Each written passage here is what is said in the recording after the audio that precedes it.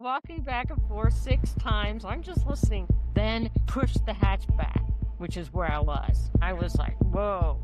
But interesting thing is, once it pushed the hatch back, I never heard it walk away. It intentionally made a lot of noise alongside my car, but I did not hear it walk away.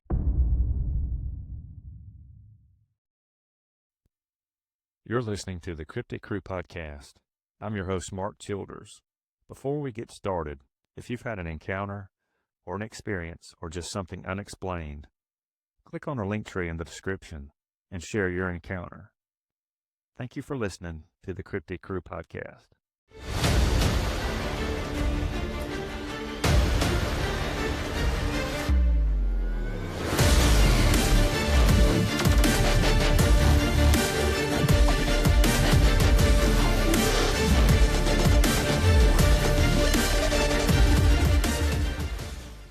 On this episode of the Cryptid Crew podcast, I have the privilege of introducing founder of Mid-Florida Bigfoot Research Group, Bigfoot and Skunk Ape field researcher, Marie Dumont. Marie, thank you for joining the show. Thanks for having me on, Mark. It's good to talk to you, finally. Yeah, absolutely. I've been looking forward to this episode and wanting to talk to you about your group, Mid-Florida Bigfoot Research, but that you found. And you guys had some amazing encounters, I might add. But before we get into that, tell us what got you pulled into the world of Bigfoot. Well, I've been a paranormal investigator for over 30 years. So it started out with ghosts, then it, evolved into aliens and UFOs.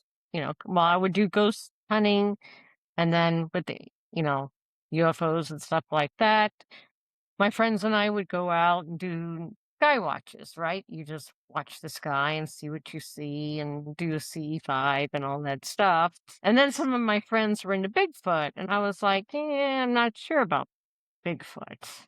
I'm like, I don't know.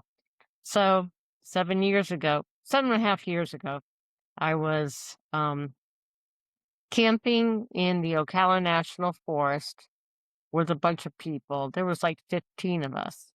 And it was a one-night camp out. It was in January. It was the coldest night of the year. And, everybody was just trying to keep warm around the fire. So at around 1:30 in the morning, sure enough, out of the blue, we hear this incredibly loud and lengthy vocalization, just what some of the people consider to be the classic Ohio Bigfoot call.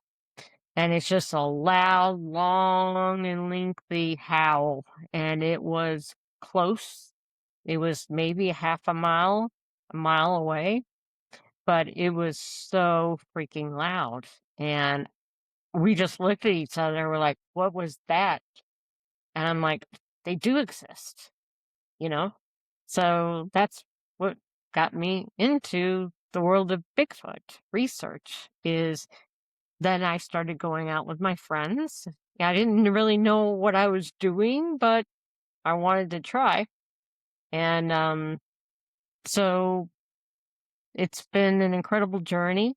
I started looking on Facebook, because here I am, I'm doing my own research in Florida. So then I get on Facebook and I'm trying to find a Florida Bigfoot group that I wanted to join or whatever, but I really couldn't find that much at the time, 7 years ago.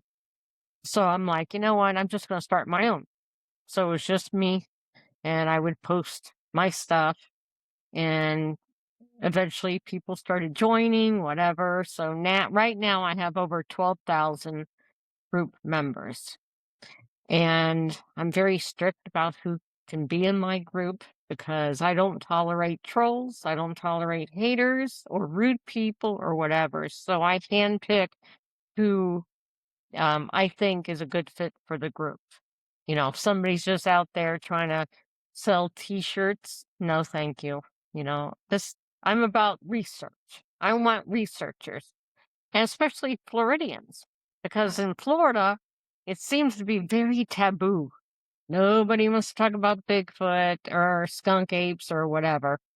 And so I provide a safe place for them to all get on board. They could talk about what they've experienced in their areas, what happened here, where a sighting was. So that's my goal, is to create this research community for Florida. Probably at least 70% of those 12,000 people are all Floridians, which is great. And I don't know if you know it or not, but Florida is number 3 in the United States for having the most reported sightings, according to the BFRO, the Bigfoot Research Organization. We're number 3 in the country. Number 1 is Washington, number 2 is California, Florida's number 3. So most people don't know that. They just automatically think everything's in the Pacific Northwest. There can't possibly be anything in Florida, but they're wrong. So that's how I got into it. And I've been doing it every single weekend, just about, for the past 6.5 years. I go out. That's what I was gonna ask you. How long ago did you start the group? So about 6.5 Mhm. years ago? Mhm. Yep. Yep. And And I'm out every weekend in the swamps or woods and somewhere in Florida. a lot of Mhm. people do not realize how vast the wild lands are or the forest in Florida. Mhm. You have Ocala, which is probably 4 or 500,000 acres, and the Green Swamp, probably Yep. just as much. Yes. Yes. It's around 500,000, 600, almost 600,000 acres. So, and then you got the Everglades. That's 1.5 million acres. So, and probably 99% of the Everglades is untouched. You can't get to those places, unless you're on an airboat. And even then, you really can't get in most of those places. I always say that everything in the Everglades or in Florida is out to kill you. So, Yeah. just think about what we have here: alligators, crocodiles, pythons, rattlesnakes, water moccasins, Florida panthers, hogs. It's just never ending. Bears. And it's like craziness out there. I always laugh about it. So, Yeah, it's really hard for someone, or for some people to wrap their head around. Most people think of Florida, they think of beaches for yep. the most part, or Disney World. Yes. And then you also have, and you didn't mention this, I don't know if you guys research in the Panhandle area, but you got the Mhm. Panhandle as well that has tons of remote areas and Yeah. lots of sightings up that way. Yes. A lot of rural areas for sure. And yeah, I mean, we've got Mayaca State Park. That's a hot spot. The Everglades is a hot spot. Ocala National Forest is a hot spot. Um, I had my experience, my encounter with a Bigfoot with my car in Jennings State Forest, which is outside Jacksonville, Florida. And that was after I found a quarter-mile trackway of footprints that were 16 inches long with a 54-inch stride between each step. So, and then later that evening, I had one visit my car while I was in it. So, Wow. Can you go into detail about that oh yeah, you want to hear expedition? Yeah, that encounter it? for Yeah. sure. Okay, so our friend Mike Famelnot of the Shadow of Big Red Eye, he invited me and my team to go to Jennings State Forest outside of Jacksonville, and I didn't know anything about the place. I'm like, yeah, sure, let's go camping. So we all go. It had lightly rained when we got there. It was a Friday, and so at most of our state forests, um, they don't allow you to leave your campsite when it gets dark, like an hour after sunset. You're not supposed to leave your campsite, even though you're camping in the forest. You're not allowed to leave your camp area, which is a little weird, but I guess they don't want to have to go finding people when they get lost at night. So but, we became friends with a couple of volunteer security people who were driving around, and probably around 10 o'clock at night, they were like, "Hey, do you wanna go out?" And we're like, yeah, we want to go out. And they're like, come on, we'll take you. So they took us to this spot. So it was a forest road that it intersected. So there was two forest roads. One you could drive on, one you're not supposed to drive on. And it looked like it had been, our substrate, our most of our ground here in Florida is sugar sand, or it's like a sugar sand clay mix. Unless you're in the swamp, then it's mud, right? So it looked like it had been churned up, like they did some kind of tilling or whatever. So it was nighttime. I'm there with my team, and they drop us off. And so we're just looking around. And I look down this forest road, and I look to the right, boring, open. When I looked to the left, it was nice and creepy, canopies, dark. That's where I wanted to go. So I started walking down that direction. I had a little tiny flashlight, and I'm just looking in front of me, and I notice a footprint, and I'm like, whoa, this looks like a print. Okay, where's the other one? So I'm looking around, looking around, looking around. Oh, it's over there. Okay, this is really weird. So I called everybody over and I said, what does that look like to you? And they said, that looks like print. And I'm like, yeah, that's exactly what it looks like. So, but it was dark, So we found like three of them. We did measurements. We measured the stride. We measured the footprint. We did 3D scans. We photographed it. Um, we even casted two of them, tried to. And but we had to come back in the morning because we couldn't see anything else. So we, poured two casts and we left. We are just gonna let it dry overnight and hope nothing drove over it, right?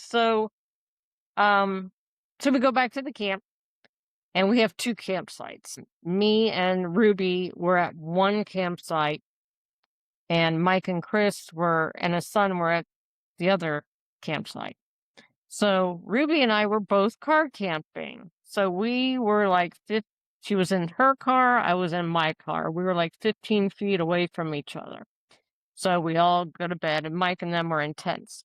So I get in my car, and I'm trying to sleep, and I cannot sleep at all. It was cold.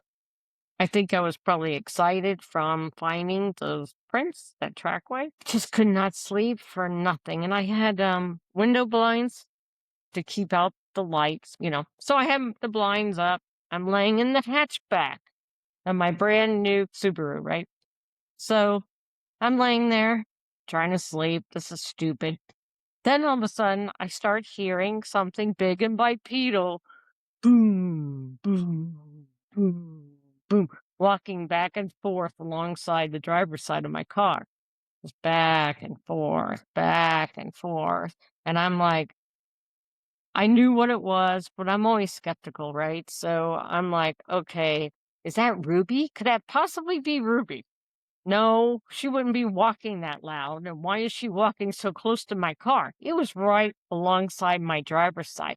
My doors were unlocked. It could have opened a door, but it didn't. So after about walking back and forth 6 times, I'm just listening to this and I'm like, oh my God. Then it pushed the hatch back, which is where I was. And I was like, whoa. But interesting thing is, once it pushed the hatch back, I never heard it walk away.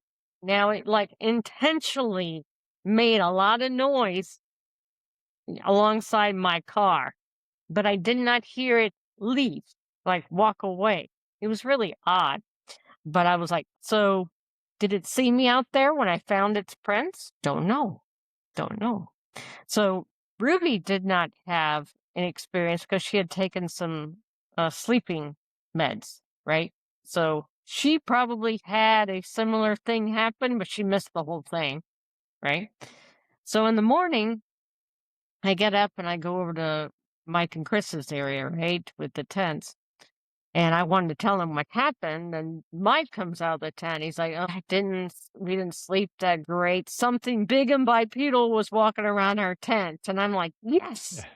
So I told him what happened with me in the car, and they're like, "Are you kidding me?" I'm like, "No, no, it pushed the hatch back where I was at."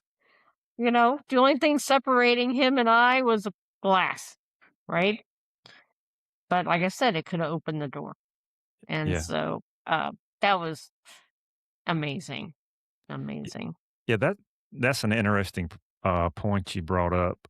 It was loud, Mhm.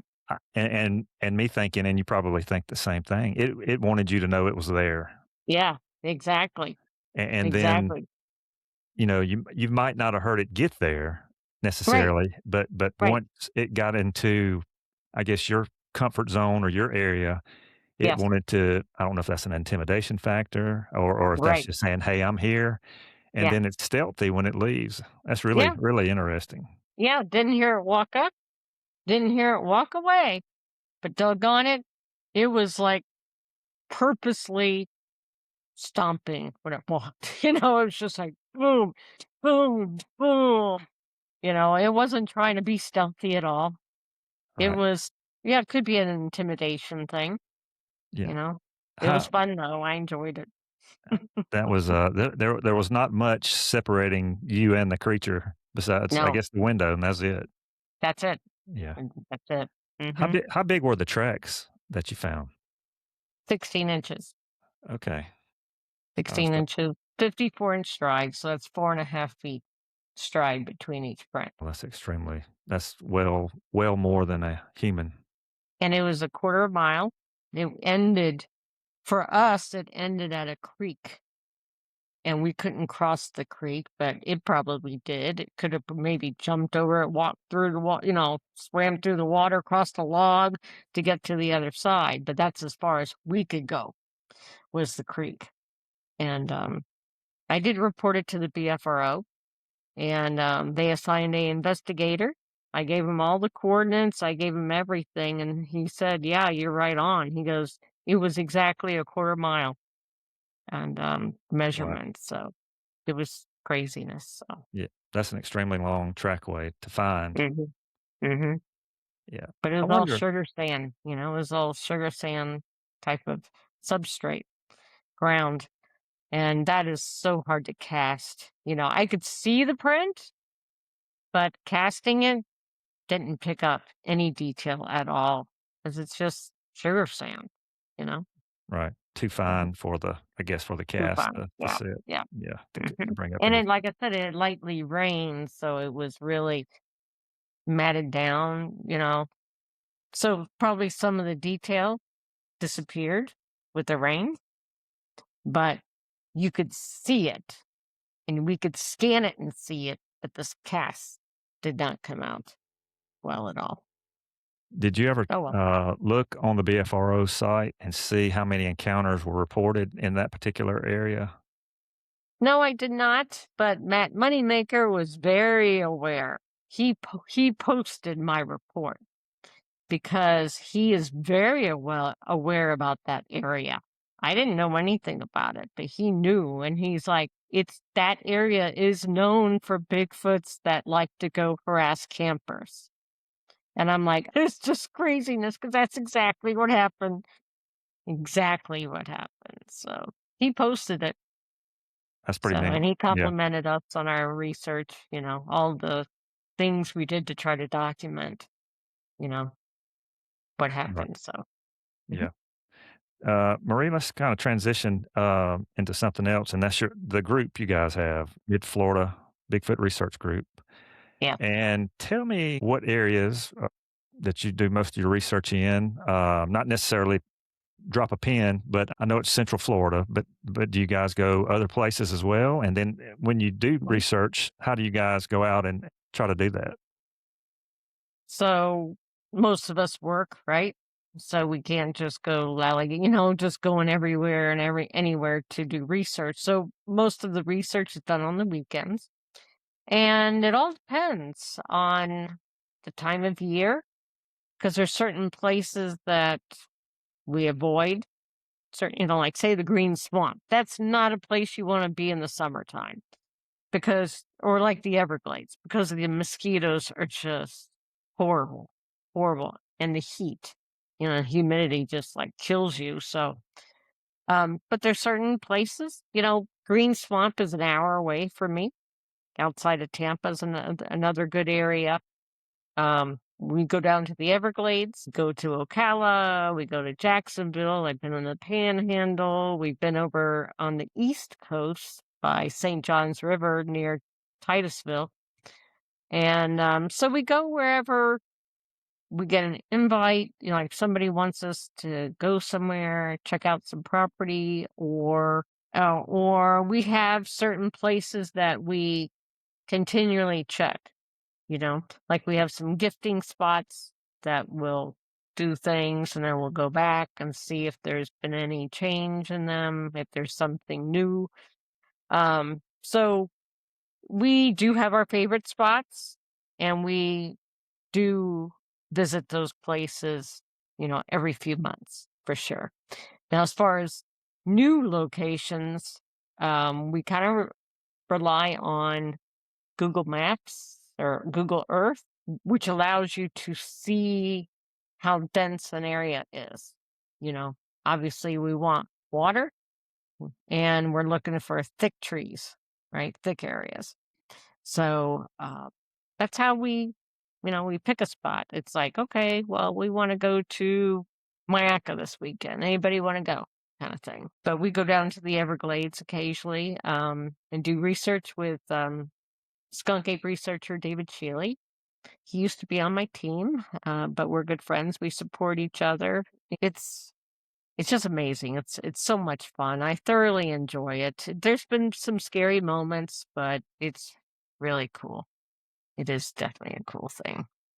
Let me ask you this, Marie. When you run across some evidence, what excites you the most out of the evidence? Would it be tracks, vocalizations, and have you found tree structures or tree bends? And if so, what do you think about those? I like the unusual stuff. Um, I'm what I consider to be an artistic, creative person. So when I'm out in the field, uh, things that look intentional designs are the things that I look for. And that's the stuff that attracts me. So, for instance, outside of Tampa, there's a swamp that has a standing square structure between two trees in the middle of a swamp, meaning between the trees, there's 4 sticks, large sticks.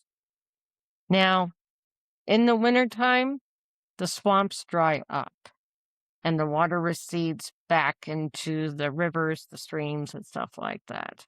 Because a swamp, it's filled up with water, right? So in the wintertime, there's less rain, blah, blah, blah, stuff dries up. So then the water recedes, so you're left with mud, which is always a good thing. And but the water will take away sticks and debris and stuff, right? So then all of a sudden, a square structure appears. And we're talking about, they're about usually 4 feet high. That's what they are. So we found them originally in 2024. And it's like, wow, this is really unusual. So I took pictures to document it and everything. I loved it. It was just so unique. Well, summer came, they disappeared, right? Next winter, 2025, reappears again. There's another square structure in the exact same spot between the exact same 2 trees in the swamp. How does that happen? How? So when I found it in 2025, I'm taking pictures of it and I get home and I start looking. I compare the 2024 pictures with the 2025 pictures. And I'm like, these are the exact same 2 trees. How is that possible? It's not the same sticks. It's still a standing square structure.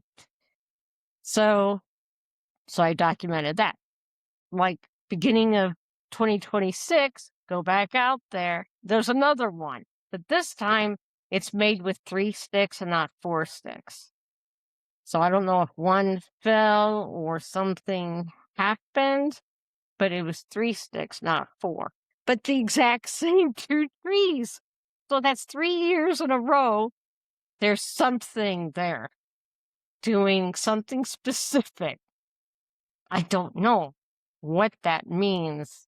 Is it like a memorial marker or something? I've even asked some Native American friends of mine, like, "Hey, what does this look like to you? Does this mean something?" Because most people will find maybe asterisk structures or square structures on the ground, not standing up between 2 trees.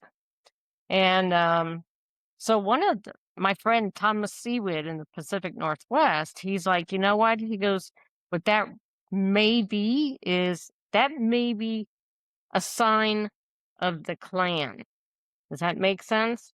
Just like a family crest, like the Scottish and the Irish, like the Mackenzie clans and stuff like that. Does that make sense? You know what I'm saying? It's like a family crest. Like that's what they do. They want everybody to know they're in this area.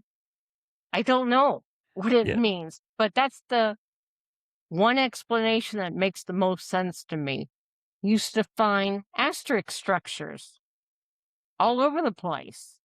Like we found 8 of them in different locations between Tampa and the Green Swamp, but we haven't found any in probably a year.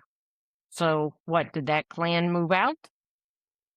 You know what I'm saying? So each each clan may have their own symbol, their own crest or something that, hey, we're here.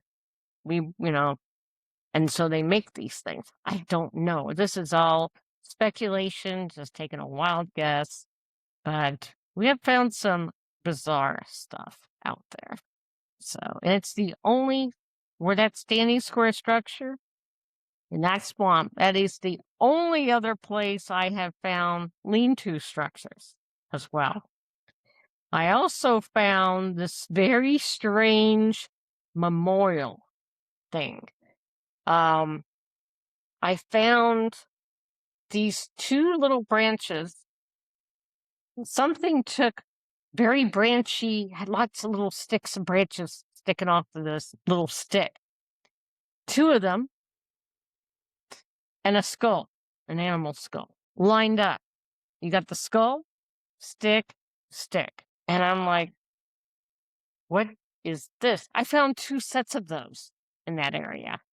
Exact same thing, where it took 2 sticks, very branchy, very decorative, with the skull, like a raccoon skull or possum or whatever.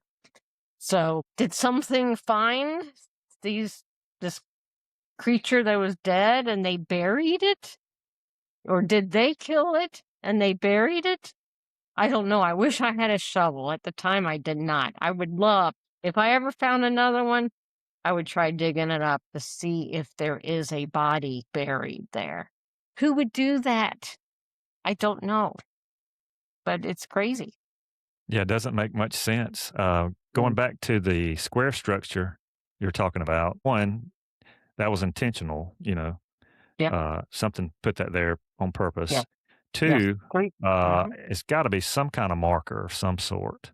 Mm-hmm. And let me ask you this, was it close to a game trail maybe? Yeah. It was not? Okay. Mm-mm. It was kind of close to the river. Kind of close to the river, but no. Otherwise, not near a game trail at all. Mm-mm. Yeah, that's And it's really always interesting. a challenge to find it. It's not like, you know, if somebody was trying to hoax us or something, number one, it's always a challenge to try to find those exact 2 trees. And, so that person, if there's somebody who's hoaxing, they would have to know exactly where those exact same 2 trees are to go out and do that every single year. I don't buy that at all, because we have a difficult time finding them. But when we do, I'll spot it, because there's there's also a tree stump next to it that I kinda use as a, a guide, like a marker for me to, okay, there's the stump, okay, there's the 2 trees, and there's the square structure every time. So, weird. Yeah, really interesting. Tree structures, I am not gonna say on the fence with them. I think sometimes people may post one or say they have found one, and you could explain it being possibly natural, Yep, occurrence or something, and then there's some that you cannot explain, correct. and what you're talking about sounds like one of those. What's Yeah. the purpose of it? Yeah, because as a researcher, yeah, there's some people who are, have Bigfoot on the brain, so everything's Bigfoot, right? Everything was caused by Bigfoot, whatever. That's not true. So, as a field researcher, I'm very skeptical, believe it or not, to begin with. So, you always look at something and try to figure out how it could have naturally happened. You look up in the tree, okay, there's the branch there, so it just fell and it hit this, and that's what that was, right? But it's the stuff, like you said, that you can't explain. In this one area um, that we started going into in the Green Swamp, found 13 weavings, artifacts in trees that were made out of ferns that were broken off the ground and put in the tree like a like an ornamental thing. Or they pulled up the long grass right there in the ground and they hung it from branches. Long pieces like lemongrass kind of grass. They're just hanging up. And that's one of the craziest finds that we have ever that I've ever found. Because they're either made out of ferns or they're made out of long grass. And so I mark them on GPS to see if there is a trail. And yes, they basically line up.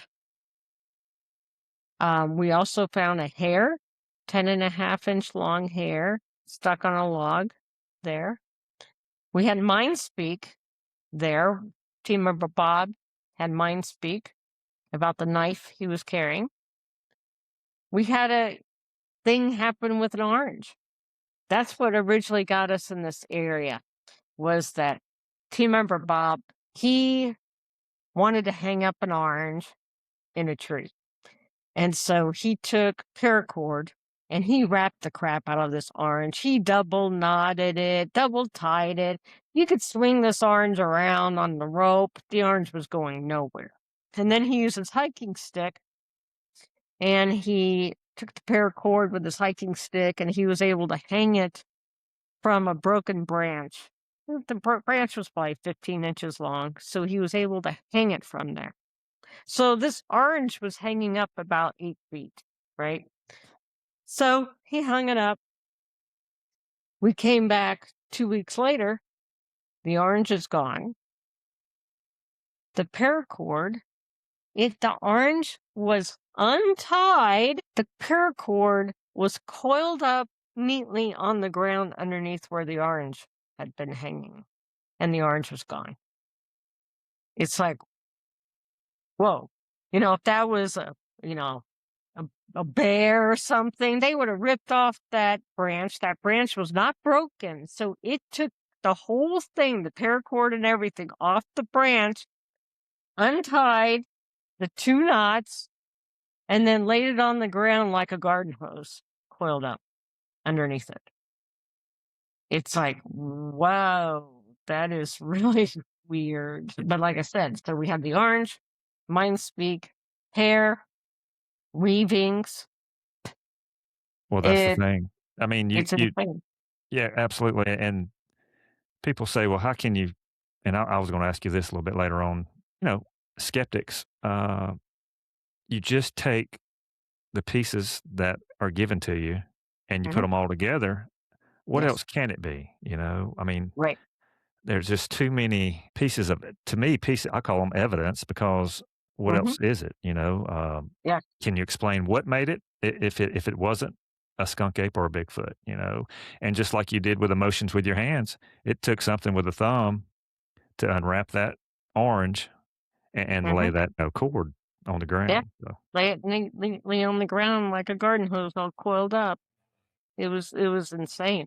So what's interesting about these weavings, so now this is normally a swamp, but right now we are going through a extreme drought where all the swamps are dried up now. So you can get back in areas that you've never been able to get to before until the rains start, and then it's going to fill up again.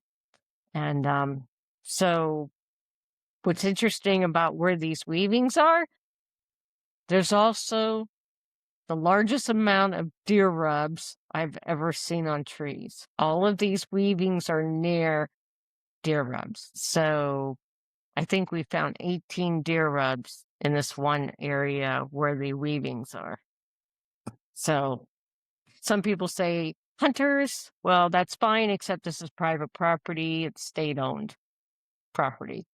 And they monitor this area quite often. So I don't believe that is hunters sneaking in there in the swamp, you know? I don't believe that at all. But very strange. these places you're talking about, tell the listeners, that it's just not where a day hiker is going to go in and make a trek with their No, dog or pet. no, Uh, no, not at all. Not at all. It's like I said, it was just a place after the art experience with the orange, and then we just started going straight back further because number one, we've never been there before, and I wanted to see it. I've always wanted to go in there. Funny, I get these feelings about places. Some of us do that. It's like, you know what?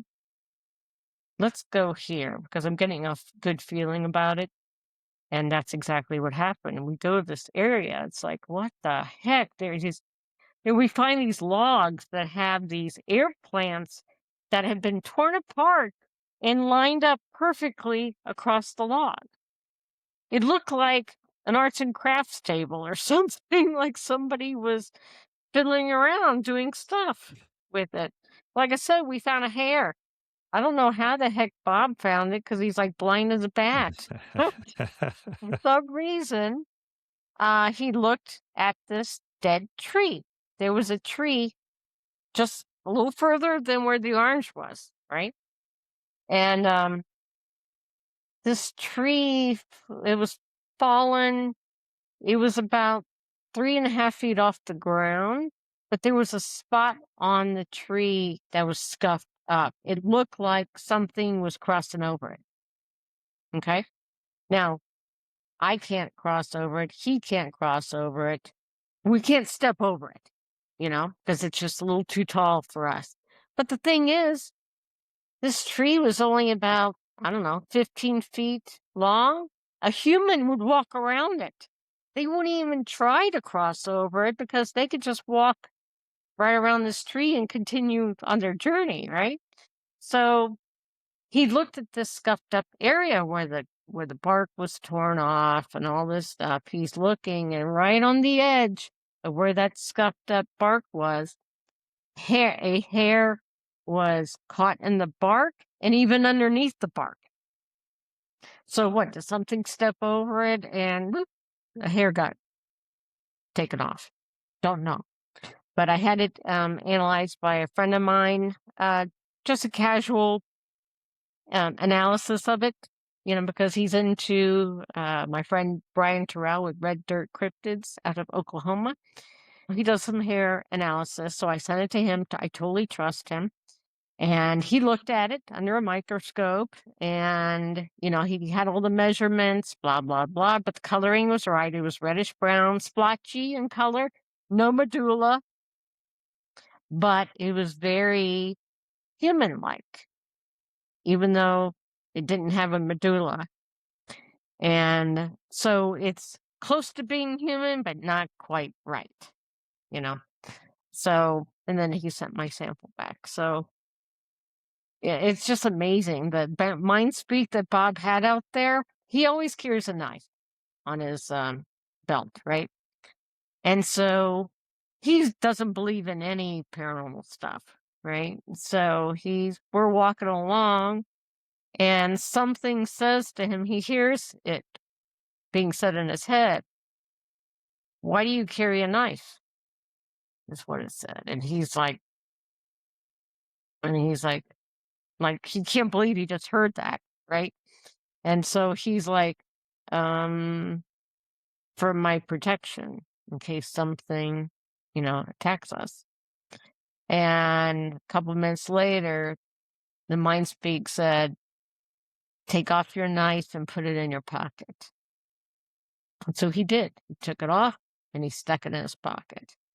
And that was it. That was all that was said. He didn't tell me until like 2 hours later. He was embarrassed because he's like, "I don't know what I just heard, but I heard it, you know? And he's always, he's a weapons guy. He's always got stuff. So he wouldn't be thinking to himself, "Why do I carry a knife?" No, he's all about carrying knives and stuff. So something told him to put the knife in his pocket. Extremely interesting. Yeah, it is. Marie, let me ask you this. If a body of a Bigfoot was found or brought forth to science, we'll say, I know you guys do tons of research. Would what would that change as far as what you would do, and how would that affect, just say, the general public, campers and hikers and so forth? As far as what impact would it have? Um, well, number one, it would prove that we have them in our state for sure. And one of the very first things I'd want to do is to try to get some kind of protection for their habitats. Here in Florida, there is so much development going on that the developers are taking up all the land, right? So there's like little to no land left for wildlife, to migrate and stuff. They started the Florida Wildlife Corridor, starts down in the Everglades, and it goes up the West Coast and it goes up the East Coast, where the state is trying to buy parcels of land that all connect to each other. So wildlife can migrate and move through the state as they need to in order to get to the food sources. So, but anyway, I would never report it to authorities, never. Um, I would contact some people in the Bigfoot community that I had a body or something like that, but there is no way I'm calling the cops or reporting it to the FBI or the CIA. They'll eventually find out, I guess, but I would do everything I could to protect and preserve it for science, right? If you protect those areas, it'll keep the developers from being able to develop those areas. Um, you know, I think most of it, why they won't admit to there being Bigfoots and stuff, is probably the logging industry, or they think it'll scare people. I don't know. I really don't know. Will it impact the logging industry where they won't be able to harvest trees because now you know, they have to be protected for Bigfoots and skunk apes? So, you know, I don't know. It doesn't scare me at all. Um, I'm more scared of everything. I'm more scared of seeing humans out there than I am anything else. Yeah. So that's Yeah, scarier than a Bigfoot, okay? Sorry. Because I know what I'm doing in the woods. What are you doing in the woods? exactly. So, Yeah, I because I mean, always think everybody's a serial killer. as far as the mystery of it, I enjoy the mystery part Yeah, about it. I yes. enjoy that. It would take away that, but like you said, it would. I think it would. I had asked someone this not too long ago, and it would change the way hikers and hunters and Mhm. fishermen look at things. When Yeah. they go out into the wilderness as well. Yeah, they just need to be aware of what's going on around them. I don't think they intentionally hurt people. They just want to be left alone. You leave them alone, they'll leave you alone. And, that's my opinion. Sure, you hear some rogue Bigfoots that may attack somebody, but you don't know what they did to get attacked. You know what I'm saying? Did a hunter try to shoot a Bigfoot and the Bigfoot went after him? We don't know. But I think there's a reason that they would do something like that, possibly hurt a human, but most cases, no. They just intimidate you with their, growls or howls, vocalizations, or bluff charge you, because they want you to go away. They want you out of their area, and I think that's what they're trying to do Yes. 99% of the time. So, Yeah. It's extremely rare to hear any type of attack of any yeah, sort. yeah. Yeah. Yeah. People claim that stuff, but I don't believe it. Not real sure about that. Yeah. Mhm. Do you think a Bigfoot and a skunk ape are one and the same? Or are they slightly different? They're different, and so I believe we have both in our state. And the reason why I say that is because the reports are very different from one another. And when you go down like south of Tampa, like Mayaca, all the way down to the Everglades, the reports are of a smaller type of creature that's like 5 to 7 feet tall, maybe. They're very skinny, less hairy. They're kind of aggressive. Um, and they have 4 toes, 4 long toes. They don't have 5 toes. But say around Tampa, which is in the middle of the state, um, and north, it's the typical Bigfoot reports. 6 to 9 feet tall, 5 toes, big, hairy. It's the typical reports that you hear. But when you hear about the skunk ape reports, they're very different. They don't do the same kind of things that Bigfoots do. Like they don't seem to make structures at all. I've heard gibberish in the Everglades. In the distance, I could hear two something. It wasn't barred owls. I heard chatter, like there's a conversation going on.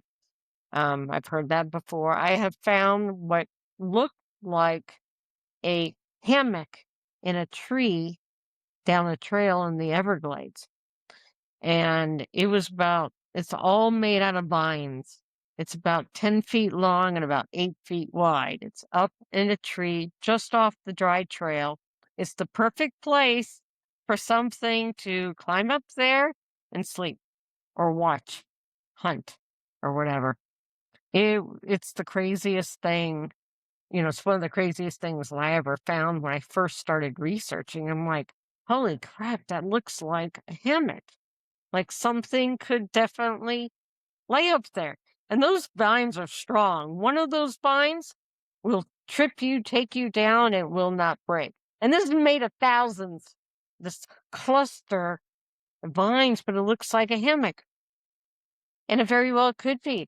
I'm sure even panthers get up there, climb up the tree, and they get up and sleep in places like that, because they're not going to sleep in water. Yeah. So I don't there's less dry areas in the Everglades, right? So they got to find the dry spots to sleep. So they're usually sleeping up in a tree or something. So that's probably why the skunk apes have long toes versus Bigfoots.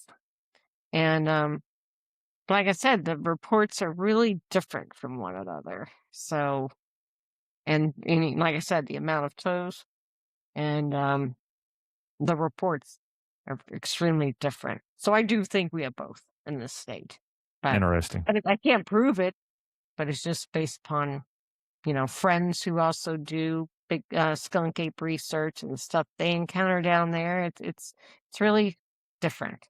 It Yeah. really is. Very interesting. Almost sounds like a nest site, maybe, what you're Mhm. speaking of. Yeah. And I could see Yes. a panther is not gonna make that, or a bear wouldn't No. either. No. They wouldn't make it. No, they would not.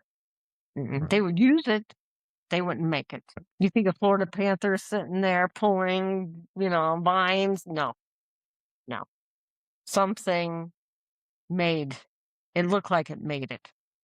So, Well, Marie, at the end of each episode, I do a rapid fire Q&A where I will ask the guests 3 questions. oh It's God, too casual. much pressure. It's casual. It's the first thing that comes to your mind. Oh God. Uh, Okay. all right, you ready? Oh yeah. All right. Number one, if you had one place to pick to do research anywhere, where would it be? The Olympic Peninsula. Beautiful, beautiful place. Yeah. Yeah. And Pacific that's where I North. heard my vocalizations, 12 vocalizations. Yeah. Okay. That's a beautiful area. Pacific Northwest is Yeah. something else. Yeah. Number two, name one thing on your bucket list. Uh Name one thing on my bucket list. Well, my bucket list right now would be going to the LBL, Land Between the Lakes. And I'm doing that in June. At the end of June, I'm going there for a week. Oh, So, wow.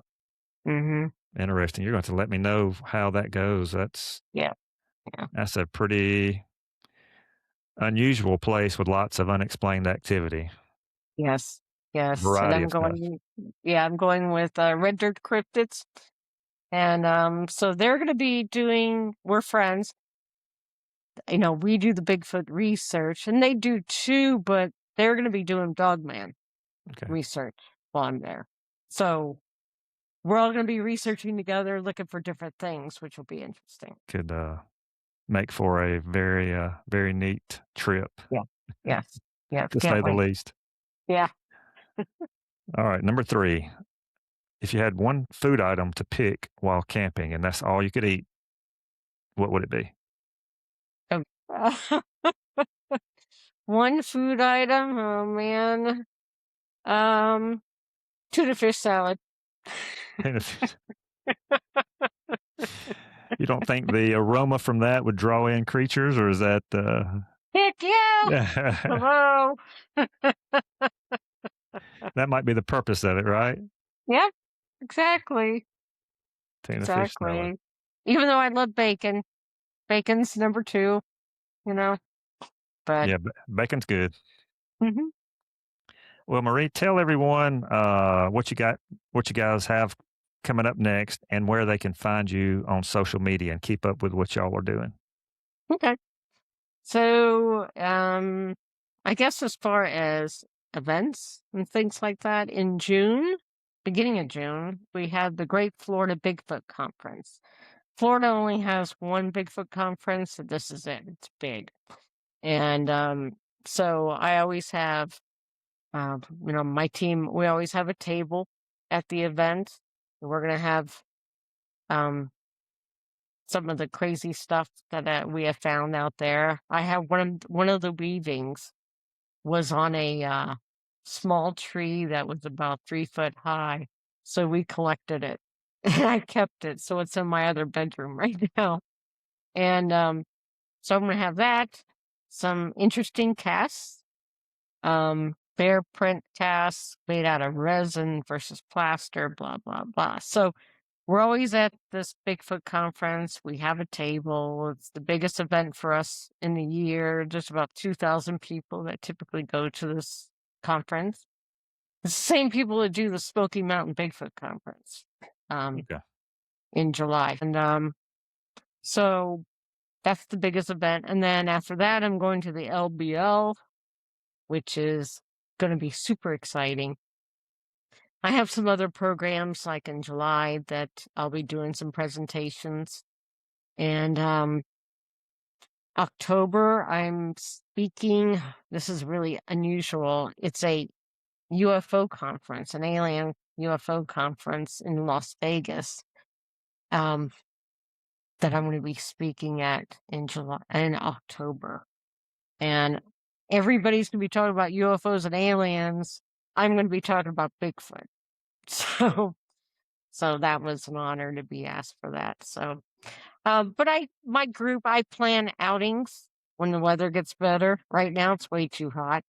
But in the wintertime, I'll do campouts, investigations. In October, I also put on a skunk ape camp out and investigation during the Florida Alligator Festival.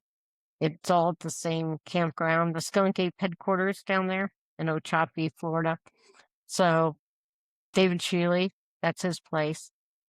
So he lets me put on a event, a skunk ape event, where we take people out, do a nighttime investigation, scare the crap out of them, and, in the Everglades, right? You're in the dark in the Everglades. That's great, scary, right? For And sure. but it's a good time. It's a good time. But the mosquitoes are horrible. But so I'll be doing that. So I do stuff throughout the year when I can. So you can find my group on Facebook, Mid Florida Bigfoot Research Group. I'm on Instagram as well. And I have a YouTube channel. It's also by the same name.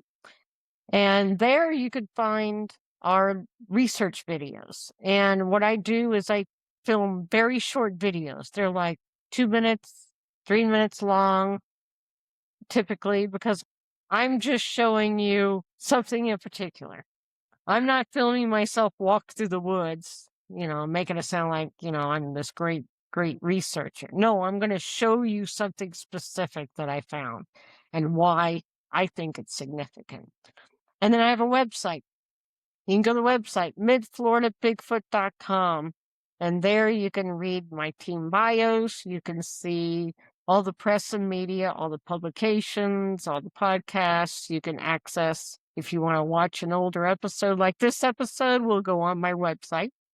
I have a research gallery. You can look at our pictures. You can see all the weird things that we have found.